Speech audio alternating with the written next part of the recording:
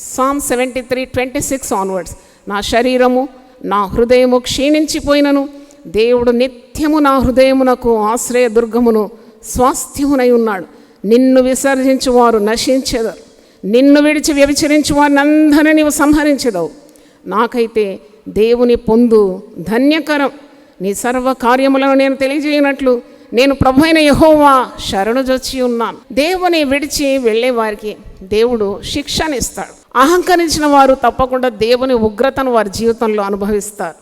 దేవుని విడిచి వ్యభిచార పాపము లేక విగ్రహారాధన, దేవుని ఆజ్ఞలను మీరితే తప్పకుండా శిక్ష వస్తుంది.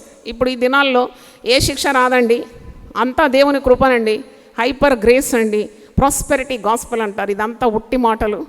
దేవుని వాక్యము నెరవేరుతుంది. ఆకాశం భూమి గతించిపోయినా ఒక పుల్లైనను సొన్నైనను దీంట్లో నుండి మార్పు లేదు. దేవుని వాక్యము నిత్యము ఆకాశమందు నిలకడగా ఉందట. దేవుని స్తోత్రం, హల్లెలూయా.